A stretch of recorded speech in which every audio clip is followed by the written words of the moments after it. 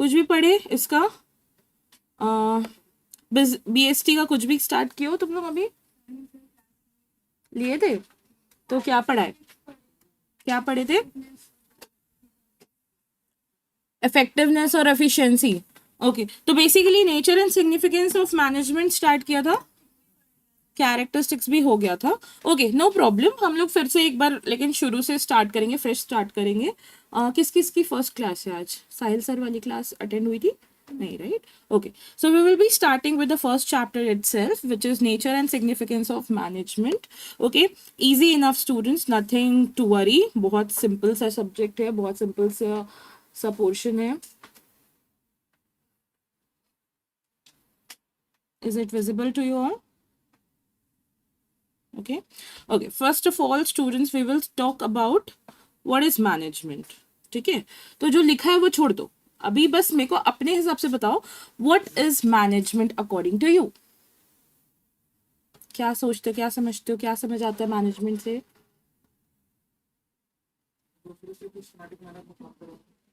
Okay, to let people do work in systematic manner. Okay, what else? What else? तो बस अगर मैंने किसी को बोला कि please just do this work, तो वो management, systematic manner. Okay, what is systematic manner? हाँ, इन टाइम। ओके, ठीक है, to ask people to do the work in time is called will be defined as management. Okay, so that's what I'm asking. If I ask you, if I ask anyone, please go and bring that copy within 5 minutes, so that will be management. I have asked you to do a work, I have asked you to do the work in time, so will it be called as management? Management of time. Okay, and if I want to ask about ki just tell me about management overall, not about a particular time or work, what is management overall according to you? Acha, do first of all tell me ki is management required everywhere? Everywhere, like whatever the sector you take up, it is required everywhere, whether I talk about an hospital, or whether I talk about a school, or a coaching, or a company, a big four company, or whether I talk about a non-profit organization. Everywhere management is required, right? Okay, so let's decode, students, what is management. So I have just written two things over here, that it is a deliberate process, okay, in which we are going to use those process to achieve our goal. Okay, and the second one is it is interrelated process. Okay, we are going to understand what does it mean. So I'm talking about that management is a deliberate process. Why I'm saying a deliberate process? Because it is something which you are going to organize to do in that manner. ठीक है, it's not something कि वो अपने आप हो जा रहा है. It is something which you are doing it deliberately, अपने मर्जी से वैसा कर रहे हो. And the second one is interrelated process. Why I'm calling it an interrelated process? Interrelated मतलब क्या होता है? Interrelated means आपस में जो connected है. Interrelated means आपस में जो connected है. And interrelated process, why I'm saying, because all the sequence, all the steps in the management are interrelated to each other. There are sequence when you are doing a management. Okay, so just let me take an example and let's decode whether it is called as management or not. Okay, so as you can see here, students, acha, everyone is using Poonam Gandhi for it. I will refer Poonam Gandhi. It is a better like the content is good, so you can refer Poonam Gandhi for BST students. Is it an old version? No, it is just scanned in that manner. That's why it is looking. Maybe the content is same. The chapters are same. थोड़ा बहुत ऊपर नीचे हो सकता है content का अगर new book आई होगी. But content like the other things are same. No problem with that. Okay, students. So as I called that, it is a series of interrelated function or series of function. Okay, let's take just one example, students. What is an example we can take? So basically, I want to start my own company. Okay, what should be the process of starting my own company? What should me as an owner or me as a manager should think about starting a company? How should I do that? Okay, so first of all, I will decide what work I have to do in the company. मतलब कौन सी company में start करते हैं. Let's start a company, students. Let's do it. practically. Let's be a manager today and let's start that. Okay. So yes, Shark Tanks. Which company do you want to start today? Tell me any example, maybe service sector. Because that is more relevant to us. Okay, so okay, service sector more relevant to you. So what you want to start? You want to start your maybe a CA professional firm. Okay, CA firm. Okay, all right. We are starting CA firm. Okay, practicing firm basically. Okay, so what is the first thing I'm going to do? I've decided my work. तो पहला तो मैंने decide कर लिया कि वो कौन सी firm होगी, वो एक CA firm होगी, right? तो work I have decided. What is the next thing I'm going to do, students? You have to see a land or a building which you I have to see land, building, or maybe any premises where I'm going to start my firm, right? Okay. Apart from land and building, what are the things you need to arrange for your firm? No, I'm not starting any teaching institute. I'm just doing a CA firm. CA firm, that is a practicing firm where the CAs are going to work. Okay. We have to arrange. Okay, I'm a CA, so maybe I might require one more CA with me, or maybe I might require interns with me. So basically, okay. So basically, I have to arrange for land or building, whatever. Okay. Then I have to arrange for human resources. Correct. And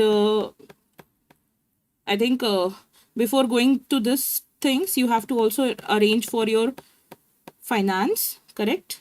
You have to also arrange for the infrastructure in your firm.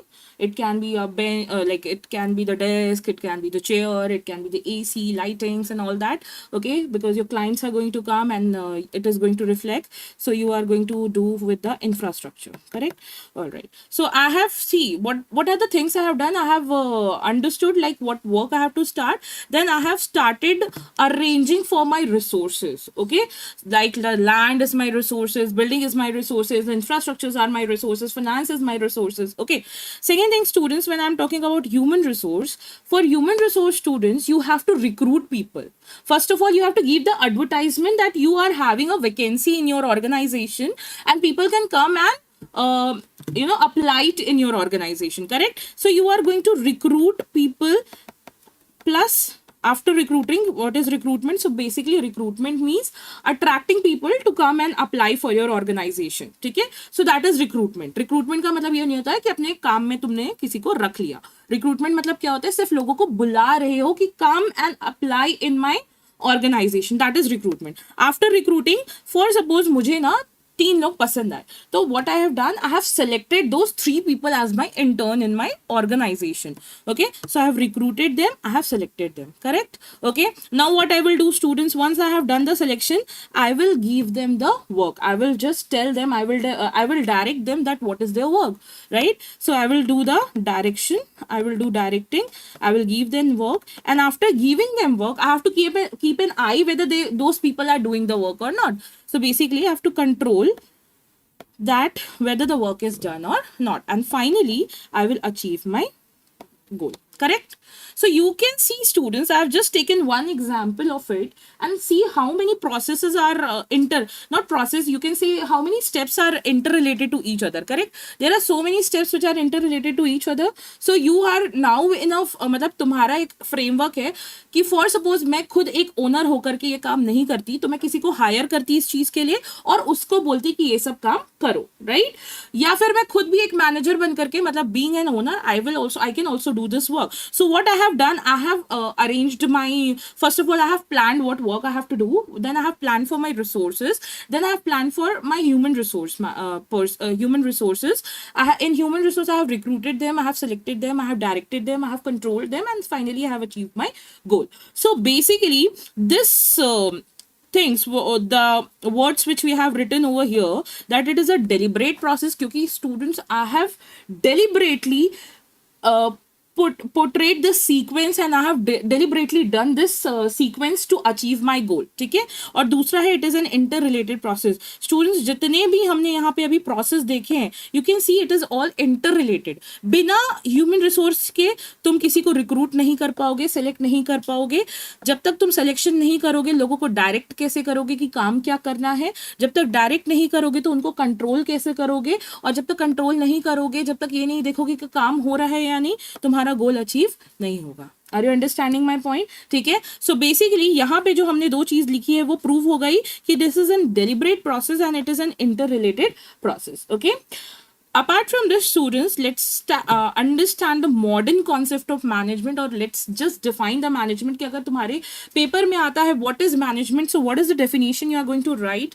So I have written here over here, management is a process. तो process समझ में आ गया. process के अंदर बहुत सारे steps है, लेकिन वो अपने आप में एक पूरा process है. ठीक है.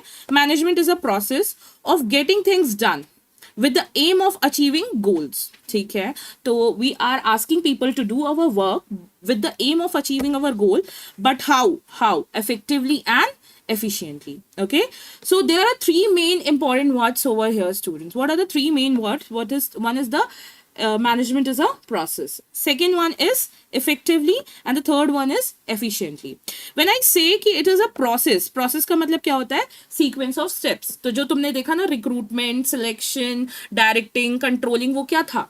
sequence of steps. So that overall togetherly उसको हम क्या बोलेंगे? process. वो जो sequence है, steps है, उसको एक साथ हम लोग क्या नाम दे रहे हैं? process. ठीक है. दूसरा, गोल अचीव करना है, बट गोल कैसे अचीव करना है? इफेक्टिवली और एफिशिएंटली. अभी ये दोनों वर्ड में ना, मतलब कितना भी कर लो, ये ई से स्टार्ट होते हैं, एक जैसे साउंड करते, हमेशा कंफ्यूजन हो जाती है कि इफेक्टिवली मतलब क्या होता है और एफिशिएंटली मतलब क्या होता है. तो अभी से, आज से याद करके रखो, इफेक्टिवली और एफिशिएंटली का मतलब होता क्या है. Okay. If I talk about students, effectively का मतलब होता है you have to achieve the goal but within time. ठीक है. effectively is concerned with achieving the goal but within time. For suppose if I say कि मुझे तुम्हारी जो ये क्लास है ना, ये जो तुम्हारी मैं BST की क्लास ले रही हूँ, वो मुझे खत्म करानी है, यही मेरा गोल है. अच्छा चलो ठीक है भाई, खत्म करानी है तो मैं क्या करती हूँ, आराम से पढ़ाती हूँ. नेक्स्ट मार्च के ऊपर तक भी तुम्हारा सिलेबस बचा रहना चाहिए, उसके बाद भी पढ़ाते रहती हूँ. कोई फायदा निकलेगा नहीं. एग्जाम कब हो जाएंगे? मार्च में एग्जाम्स हो जाएंगे. अगर मार्च तक मेरा सिलेबस खत्म नहीं हुआ तो मेरा गोल अचीव नहीं हो पाया है, because I am not completing or I am not achieving my goal within the time. Is it clear? Correct? Okay. Now second example, students, I am teaching you all, but what I am doing, I am just rushing, क्योंकि मुझे time पे complete करना है. मुझे deadline मिली हुई है कि मुझे कब तक कंप्लीट करके देना है तुमको कोर्स, मार्च तक कंप्लीट करके देना है. मैंने क्या किया, जल्दी पढ़ाना शुरू कर दिया. हाँ, आज मॉडर्न कॉन्सेप्ट समझ में आ गया. ठीक है, चलो कैरेक्टरिस्टिक समझ में आ गया, ऐसे समझ में आ गया. बस मैंने तुमको क्या नहीं किया, I have not provided you quality output, right? I have not provided you with quality output. So basically, when I am going to achieve my goal, it has to be done timely as well as it has to be done in the best possible manner. मतलब quality भी maintain होनी चाहिए. Correct? That is effectively. Now, what is efficiently, students? Efficiently means that whenever you are doing the work, it does not mean कि आपको अपने resources waste करके ही काम करना है. When you are doing the work, it should be done with the bare minimum cost and you have to utilize your resources in the best possible manner. ठीक है. तो ऐसा नहीं होना चाहिए that you are doing the things and you're wasting the resources just because you want to complete it. ठीक है. और just because you have to do it in the best quality. Best quality का मतलब ये नहीं होता है कि कॉस्ट बढ़ाते जाओ. बेस्ट क्वालिटी का मतलब होता है कि कॉस्ट भी मिनिमम होना चाहिए. So when I talk about efficiently, it means minimum cost and optimum utilisation of resources. Am I very clear to you all students? ठीक है. So what is the definition you are going to understand, और what are you going to write? Management is a process which aim at getting things done, ठीक है, effectively and efficiently. तो management एक ऐसा process है जिससे आप काम करवाते हो, अपना गोल अचीव करते हो, बट वो गोल कैसे अचीव होना चाहिए? इफेक्टिवली और एफिशिएंटली. आई होप इफेक्टिवली और एफिशिएंटली नहीं भूलोगे अब. हाँ ठीक है. थोड़ा सा एकदम, मतलब थोड़ा सा अगर दिमाग लगाना तो ये जो टी है, यहाँ पे टी आता है, यहाँ पे सी आता है. ठीक है। तो टी से याद रखना कि ये टाइम है और सी से याद रखना कि ये कॉस्ट है, ठीक है। अभी इससे ज्यादा शॉर्टकट नहीं बता सकती मैं कि भूलना मत, ठीक है। तो टी और सी से ही याद रख लेना अगर कंफ्यूजन होती है, क्योंकि ये बहुत नॉर्मल है, कंफ्यूजन हो जाती है। इफेक्टिवली और एफिशिएंटली क्या होता है ना, सेम साउंड करता है, सेम जैसी स्पेलिंग लगती है, तो बहुत बार कंफ्यूजन होती है, ठीक है। तो इफेक्टिवली और एफिशिएंटली प्लीज जस्ट याद रख लेना कि इफेक्टिवली और एफिशिएंटली का मतलब क्या होता है। I hope that is clear to you all. Any doubt? Okay, if you are coming to the book students, तो आपका जो पहला पेज है वो आपको बेसिकली वही बताएगा जो हमने अभी डिस्कस किया। As you can see it is a deliberate process which is called as management. कोई भी organization, whatever type of organization is there, no one is running by chance. कोई by chance run नहीं कर रही है. Everyone is following a deliberate process in order to manage their organization. Secondly, students, I discussed about it कि कोई भी type की organisation हो, चाहे वो हॉस्पिटल हो, चाहे वो कोचिंग हो, चाहे वो एजुकेशन सेक्टर हो, चाहे वो कोई बहुत बड़ी कंपनी हो, या वो एक छोटी सी नॉन प्रॉफिट ऑर्गेनाइजेशन हो, हर जगह क्या चाहिए होती है हमको? मैनेजमेंट चाहिए होती है। Even if there is a wedding in your home, there is a management which is going to be there, right? So whatever, no matter whatever type of organization you belong to, big, small, profit, non-profit, whatever type of organization you are going to belong, management is essential. ठीक है? So the second paragraph is going to give you a brief about management is essential in all the types of organization, whether they are profit making, non-profit making, service sector, manufacturing sector, big or small. Clear with that? ठीक है? Second one, students, it is a series of interrelated function जो अभी हमने just समझा। क्या समझा था? That overall management को हम बोलते हैं कि ये वो एक process है, but उसमें हमको पता है कि बहुत सारे क्या है, स्टेप्स हैं, और वो सारे स्टेप्स एक दूसरे से क्या है, इंटर रिलेटेड है। भूल गए क्या? अभी जस्ट एग्जाम्पल लिए थे ना, भूले तो नहीं हो? हाँ, यहाँ पे एग्जाम्पल लिए थे, करेक्ट? तो हमने देखा ना कि they all this functions are interrelated to each other, ठीक है? Okay, next one students, if I talk about a company, students, who is going to be more responsible for doing the management? The owner of the company, the managers of the company. तो basically हम उन लोगों की बात कर रहे हैं जो ऊपर पे बैठते हैं, टॉप लेवल पे बैठते हैं, ठीक है? The people who are at the executive level, who are at the top level, they are going to plan the organisation, they are going to do the management in the organisation, ठीक है? तो अगर मैं बात करूं कि कौन ज्यादा टाइम स्पेंड करता है मैनेजमेंट के ऊपर, तो कौन ज्यादा टाइम स्पेंड करेगा? टॉप लेवल, ठीक है? So the third paragraph is going to give you that though everyone is involved in this management, but top level has the more time they are spending upon the management, ठीक है? Last में आपको एक real life examples दिया हुआ है, so that is okay. Apart from this, students, we have gone through this definition right now. Okay, what was the definition? Do you remember the definition? Management is a process of getting things done with the aim of achieving goal effectively and efficiently. Correct? समझ में आया ये वाला? ठीक है, उसमें से हमने क्या 3 वर्ड्स निकाले? प्रोसेस, इफेक्टिवनेस और एफिशिएंसी, ठीक है? प्रोसेस, इफेक्टिवनेस और एफिशिएंसी। क्या बोलोगे प्रोसेस को? प्रोसेस को कैसे डिफाइन करोगे? सीरीज और सीक्वेंस ऑफ स्टेप्स, ठीक है? इफेक्टिवनेस को कैसे डिफाइन करोगे? इफेक्टिवनेस के लिए क्या बोलोगे?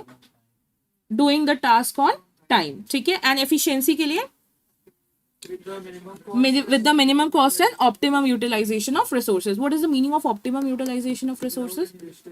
Without any wastage, you are doing the best possible utilization of your resources. अब ये optimum utilization तो एकदम रट के रख लो, कहीं दिमाग में बैठा के रख लो, इतनी बार आएगा, इतनी बार आएगा, इतनी बार आएगा ना। BST में इनफैक्ट एकदम ट्रिक बताऊं तो कहीं अगर कोई टॉपिक में कुछ याद नहीं आता है तो हम घुसा देते हैं optimum utilisation of resources. Maximum time अभी आपको यही मिलेगा कि 11th में नहीं 12th में भी करोगे और आगे भी यही करोगे।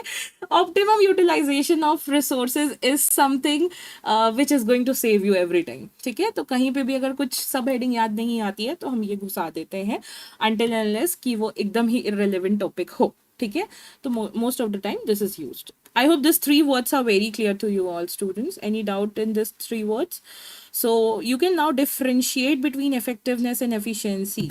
Now you can do the differentiation. So when I am talking about effectiveness, I'm always concentrating about the time, that my work has to be done in time. Whereas when I'm talking about the efficiency, I'm always concentrating about the cost, that it has to be done in the bare minimum cost. Okay.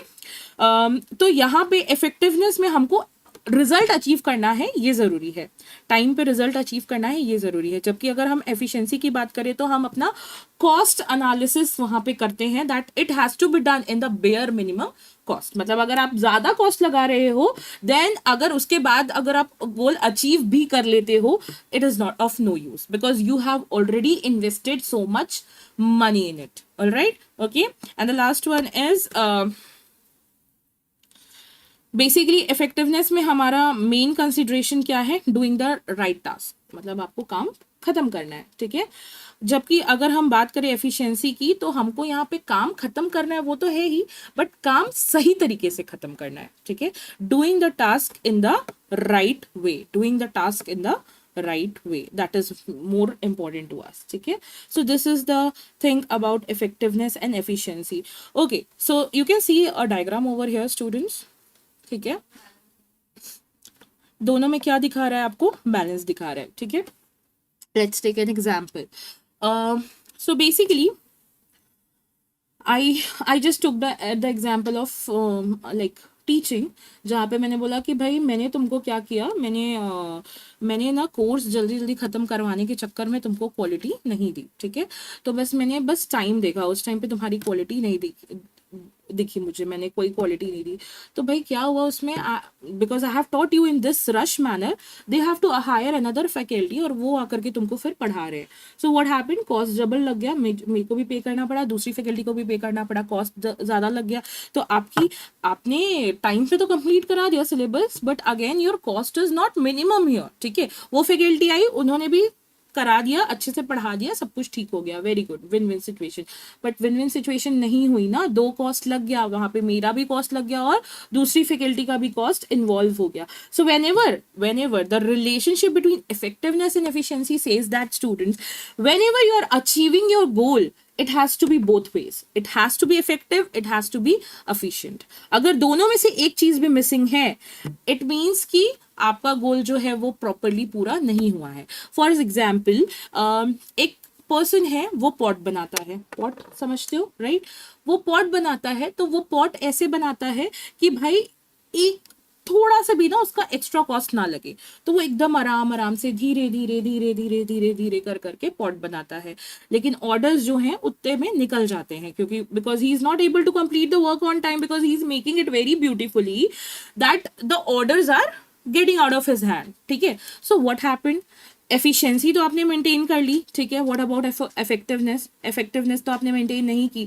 So when I am talking about कि minimum cost रखना है, when I am talking about कि minimum cost रखना है, optimum utilisation करना है resources का, that does not mean that you will not care about your time.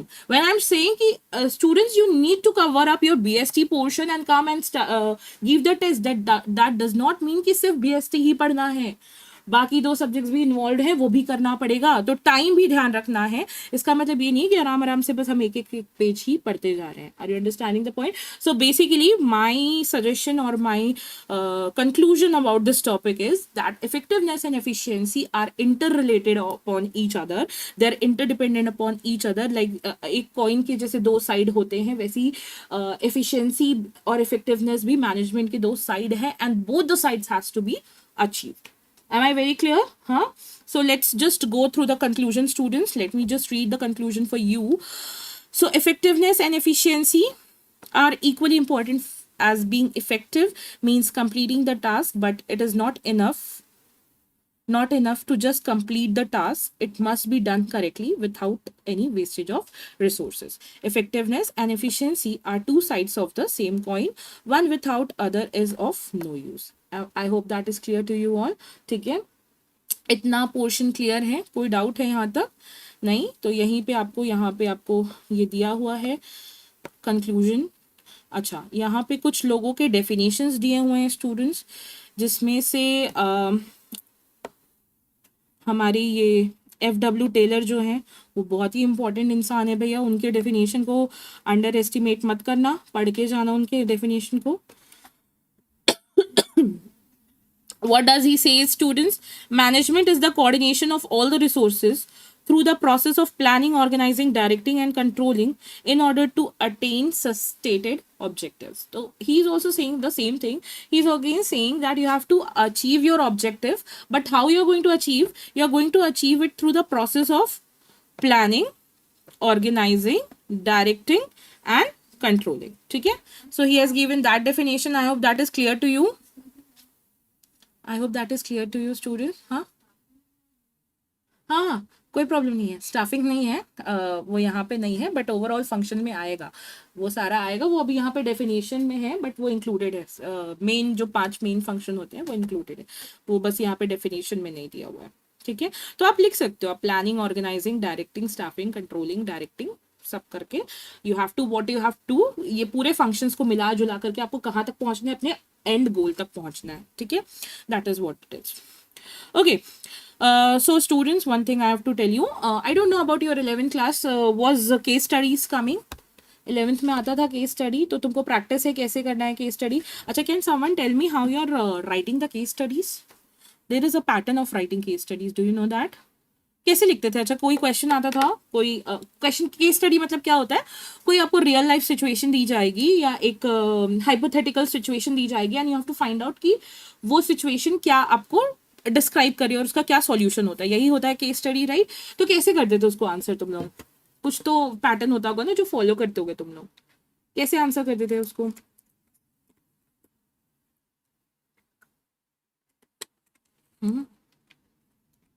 बताओ, क्या लिखते थे? डायरेक्ट बस आंसर लिख देते थे? बताते थे, हम्म, उसके बाद जो केस दिए उससे रेफरेंस भी दे देते ठीक है, अभी तो बेसिकली ओके, आंसर ही मैक्सिमम टाइम लिखा जाता है। अच्छा, डायरेक्ट आंसर ही मैक्सिमम टाइम लिखते थे। और जैसे जो कोई 2-3 क्वेश्चन दिए रहते थे उसमें से एक क्वेश्चन हमेशा ऐसा रहता है कि आप केस से रेफरेंस दो, तो उसमें रेफरेंस दे देते थे। ठीक है, केस से रेफरेंस दो मतलब जो केस आया हुआ है उसमें से हाईलाइट करो पोर्शन को ये ऐसा कि ऐसा क्यों है। Okay okay student, I am telling you just क्या बोलना चाहिए, general way of writing the case study, just I am telling you in the first chapter itself, ताकि तुम्हारी प्रैक्टिस अभी से हो, और क्योंकि because it's 12th we have to do it according to the board. So how I am like, what is the correct way of writing a case study, students? Basically, when there is a case study, it is divided into 3 parts. Okay, the first part says that describe the case. Okay, second part, answer with specific topic, and third is conclusion.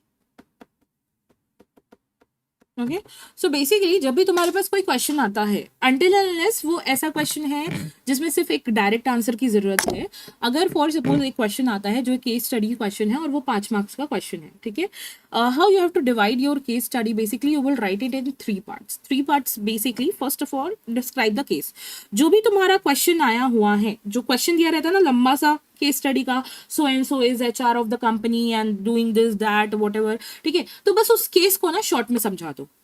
ठीक है, जो भी उस case का जो एक आपको overall point of view मिल रहा है उसको क्या करो, 2-3 लाइन में समझा दो, क्योंकि वो पूरा बड़ा सा एक पैराग्राफ रहता है केस स्टडी का, just sum it up in 2-3 lines. ठीक है, आफ्टर दैट स्टूडेंट जो भी वो केस स्टडी में क्वेश्चन पूछ रहा है, उस केस स्टडी का क्वेश्चन आप क्या करोगे, उसका आंसर लिखोगे with reference of your topic, जो भी आपका टॉपिक है उससे, जैसे फॉर सपोज वो केस स्टडी में इफेक्टिवनेस और एफिशिएंसी के बारे में पूछ रहा है, तो मेरे आंसर में क्या आ जाएगा, इफेक्टिवनेस और एफिशिएंसी के बारे में मैं यहाँ पे लिख दूंगी। ठीक है, और लास्ट में मैं क्या डालूंगी, अपना कंक्लूजन डालूंगी। कंक्लूजन मतलब क्या होता है कि भाई इस केस के हिसाब से और हमारे आंसर के हिसाब से इस केस में क्या गलती हुई है, क्या उसमें सही होने की जरूरत है। Are you understanding my point? मैं क्या करूंगी, कंक्लूजन में क्या लिखते हैं हम लोग बेसिकली एक मतलब जज की पोजीशन में है, जज की पोजीशन इन द सेंस कि I have to tell you कि see this is the law, ठीक है, या ये आपका मेन चीज है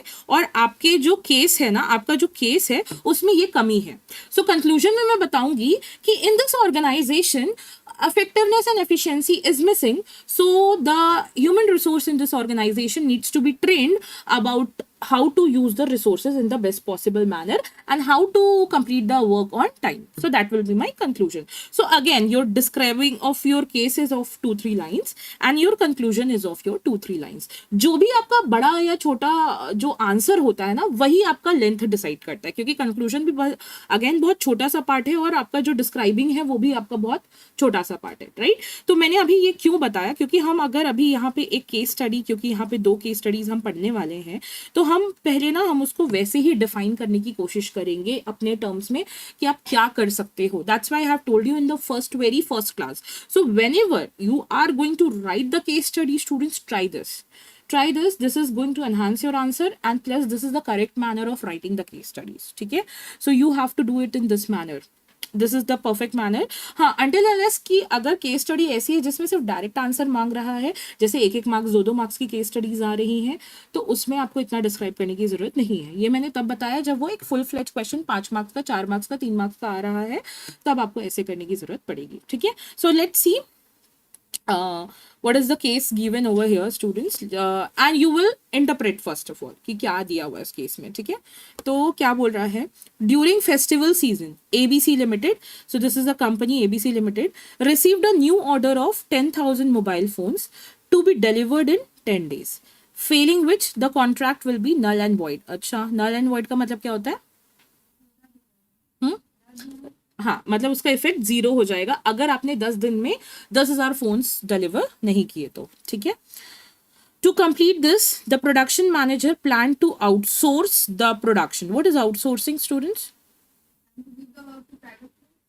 To give the work to some third party who is not the person inside the organization, किसी third party को देना, so that the order could be delivered on time. The outsourcing resulted in increase in cost by 30%, ठीक है, ठीक है। Now, first question is, do you think the production manager performed the duties effectively and efficiently? Second, give any two difference between effective and efficiency, ठीक है। अभी पहले तो मेरे को ये बताओ कि पूरे केस में हो क्या रहा है। मतलब अगर तुमको वो जो फर्स्ट पार्ट है ना केस का, फर्स्ट पार्ट क्या था, describe the case. Please describe me what is the case.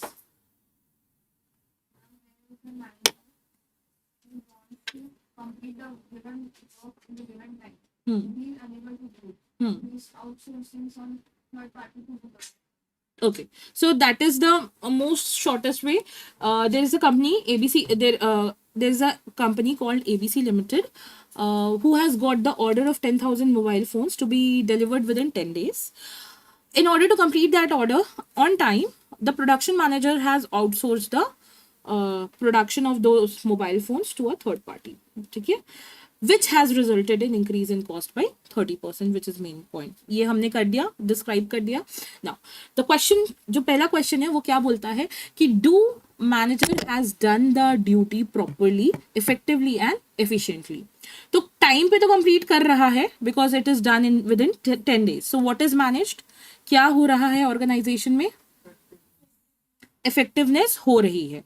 And what is not there, efficiency. ये कैसे पता चला तुमको, क्योंकि कॉस्ट बढ़ गया। तो अभी तुम आंसर क्या करोगे, पहले तुम बताओगे कि इफेक्टिवनेस का मतलब क्या है और तुम बताओगे कि एफिशिएंसी का मतलब क्या है।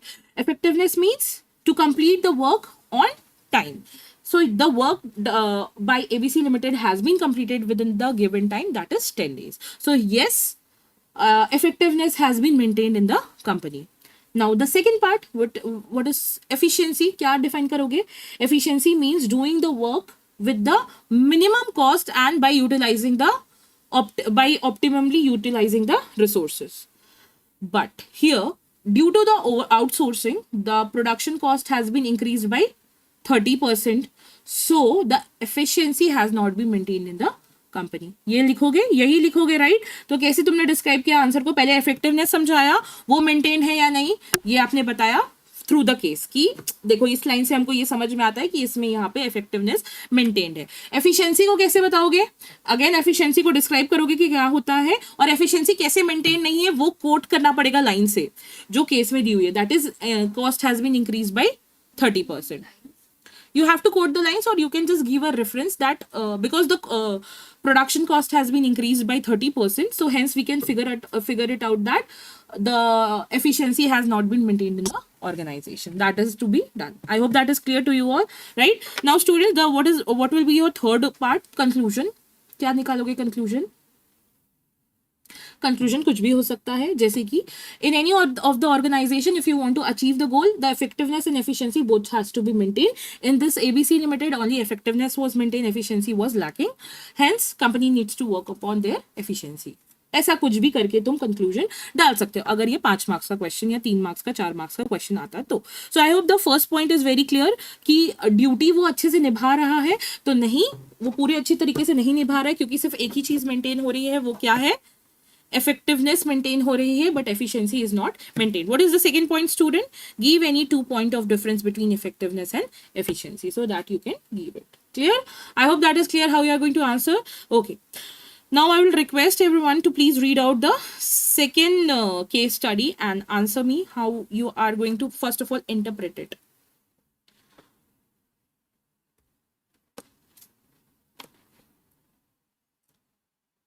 So let me read it out for you. Maybe thoda. ABC Limited, a garment manufacturing company, set the target of production of 100 garments per month at the estimated cost of rupees 200 per garment. Mohan, a worker, worked double shift and manufactured around 150 garments, but at the estimated cost of rupees 230 per garment. On the other hand, Ravi, another worker, focused on the cost and handled the resources very carefully. So he manufactured 90 garments, but at the end, the estimated cost of rupees 190 per garment. Third worker maintained the balance and achieved a target of 100 garment at the estimated cost of 200 per garment. Identify the quality processed by Ravi, Mohan, and what they are lacking. B, what quality is possessed by the third worker, and C, which worker is preferred by the management. पहले मेरे को बताओ case क्या बोल रहा है. What is the case telling you? बहुत लंबा सा है, क्या है case? A company which is ABC Limited has set a target production, and the case is about 3 workers. ठीक है. That how much they are producing at what cost. So basically there is a company ABC Limited. What is their target? 100 garments और cost क्या है? 200 per garment. Correct? यही है हमारा set target, ये हमारा गोल है. ठीक है, अभी इस गोल को अचीव करने के लिए हमारे पास 3 वर्कर हैं. तीनों वर्कर का नाम, एक का नाम दिया हुआ है रवि, एक पहले है मोहन, फिर है रवि, और फिर कोई है जिसका नाम हमको यहाँ नहीं दिया है, तो लेट्स टेक मिस्टर ए. ठीक है, अभी मोहन कितने गारमेंट्स प्रोड्यूस करता है? मोहन करता है 150, और कॉस्ट कितना लेता है? रुपीज 230. राइट, तो मोहन ने 150 गारमेंट्स प्रोड्यूस किए और कॉस्ट लिया 230 पर गारमेंट्स. ठीक है, रवि ने कितने गारमेंट्स प्रोड्यूस किए? तो 90 गारमेंट्स प्रोड्यूस किए और कॉस्ट कितना लिया? 190 पर गारमेंट्स. ठीक है, और इसने पूरे एग्जैक्ट कितने गारमेंट प्रोड्यूस किए? 100, और कितने में? 200 रुपये. ओके, सो नाउ स्टूडेंट्स, सबसे पहले तो हमको ये बताना है, what is the first question it is asking, identify the quality possessed by Ravi and Mohan, what they are lacking. तो पहले तो ये बताओ कि मोहन के पास कौन सी क्वालिटी है? इफेक्टिवनेस की क्वालिटी उसके अंदर एफिशिएंसी को लैक कर रहा है. इफेक्टिवनेस क्यों है? Because he is completing the task on time. What is the task? The task was to have the 100 garments. इसने कितने बना के दे दिए? 150. बहुत ओवर इफेक्टिव है. ठीक है, बहुत ज्यादा इफेक्टिव है बाबा, वो उसने 100 से ज्यादा बना करके दे दिए तुमको. ठीक है, तो बेसिकली यहाँ पे इसके पास क्या है? इफेक्टिवनेस है, भर भर के है. ठीक है, क्योंकि 100 बनाने थे, कितने बना दिए, 150 बना दिए। लेकिन कितने में बनाने थे, 200 में बनाने थे, कितने में बनाया, 230 में। मतलब क्या नहीं है, एफिशिएंसी नहीं है। Correct. Okay, talking about Ravi, उल्टा हो गया, इसने, इसके पास एफिशिएंसी है, क्योंकि भाई 200 रुपए में पर गारमेंट्स का कॉस्ट आना चाहिए था, कितना आया, बस 190 पर। ठीक है, तो एफिशिएंसी इसके अंदर है बिकॉज मिनिमम कॉस्ट लिया इसने। बट क्या नहीं है, इफेक्टिवनेस नहीं है। क्यों नहीं है इफेक्टिवनेस, क्योंकि कितने बनाने थे, 100 बनाने थे, कितने बनाया है, सिर्फ 90 बनाया है। जो हमारा बेस्ट पर्सन है, जो हमारा बेस्ट मैनेजर है, सॉरी वर्कर है, मिस्टर ए, उसने करेक्ट लेवल पे बैलेंस रखा है इफेक्टिवनेस और इफिशिएंसी का, क्योंकि 100 गारमेंट ही बनाया है और कितने पैसे में बनाया है, 200 रुपए में। तो being a manager in your organisation, कौन सा वाला वर्कर चूज करोगे, थर्ड वाला। थर्ड वाला। ठीक है, क्यों थर्ड वाला चूज कर रहे हो, because he is maintaining the balance. भाई ऐसा भी नहीं चाहिए कि कॉस्ट एकदम मिनिमम हो जाए लेकिन टारगेट ही पूरा ना हो, कस्टमर चले जाए तो क्या करूंगी मैं उतना कॉस्ट बचा करके। दूसरी चीज, मुझे ओवर प्रोडक्शन भी नहीं चाहिए अगर तुम मेरा कॉस्ट जो है वो लिमिट से ज्यादा निकाल दे रहे हो। डिमांड भी उतनी नहीं है, प्लस तुम कॉस्ट भी मेरा ज्यादा लगा दे रहे हो। So what I will do with that cost, जितना मैं कमाऊंगी नहीं उतना 50 रुपए से एक्स्ट्रा, उससे ज्यादा तो तुम मेरा क्या कर रहे हो, कॉस्ट बढ़ा दे रहे हो। Correct. So that is the point student, I hope that is clear to you all. Correct, कोई डाउट है इसमें? ओके, हाँ, कल करें, तुम लोग इतनी जल्दी बोर हो गए। तो अभी तुम्हारी वो वाली क्लास भी चल रही है, तुम्हारी तो पहली है नहीं, क्लैट की। बाकी किसकी किसकी फर्स्ट क्लास है अभी? तुम लोग की फर्स्ट क्लास है अभी, कोई और क्लास नहीं? कौन सी क्लास? क्लैट, क्लैट फाउंडेशन वाले कौन कौन से हैं? ये तीनों, कितनी सारी चीजें। अच्छा, तुम लोग क्लैट में बैठे थे और लॉ में बैठे और इधर से फाउंडेशन और मैथ्स बैठे। अभी एक क्लास और बढ़ाए हैं। अभी अकाउंट्स है ना, हम अपना भी करना चाहते हैं। अभी घर जाके। अभी